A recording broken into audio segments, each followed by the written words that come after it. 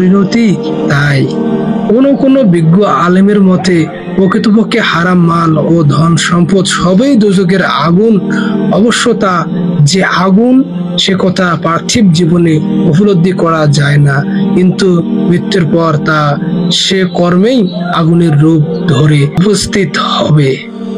175 নম্বর আয়াতে মহান আল্লাহ বলেন, أولئك الذين اشتروا الضلالة بالهدى والعذاب بالمغفرة فما أصبرهم على النار। তারাই হিদায়াতের পরিবর্তে পথভ্রষ্টতা এবং মাগফিরাতের পরিবর্তে আযাব ক্রয় করেছে। আগুনের উপর তারা কতই না ধৈর্যশীল। এরা এমন লোক যারা হিদায়াতের বিনিময়ে গুমরাহি এবং ক্ষমার বিনিময়ে শাস্তি ক্রয় করেছে। তারা আগুন সহ্য করতে কতই না ধৈর্যশীল।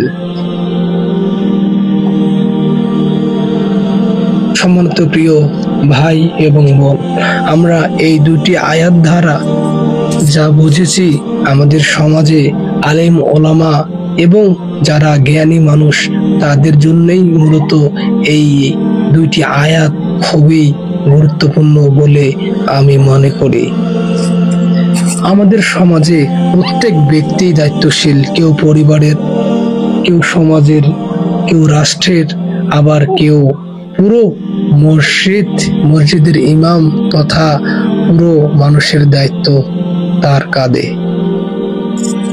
এখানে কেউ যদি আল্লাহর সঠিক কিতাব, আল্লাহর বাণী, আল্লাহ এবং তার রাসূলের দ্বীনের ভিতরে কোনো কিছু গোপন করে, তাহলে তার আযাব, তার জন্য যন্ত্রণা, তাকে আল্লাহ নেক দৃষ্টিতে তাকাবেন না, তার জন্য সেগুলো অপেক্ষা করেছে।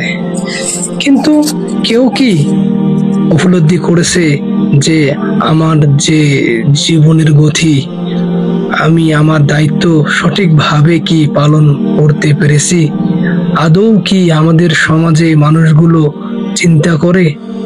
ধরুন আপনি একজন ইমাম, আপনি আপনার ইমামতিতে আপনার বয়ানে আল্লাহর সত্য ঘটনা কি তুলে ধরতে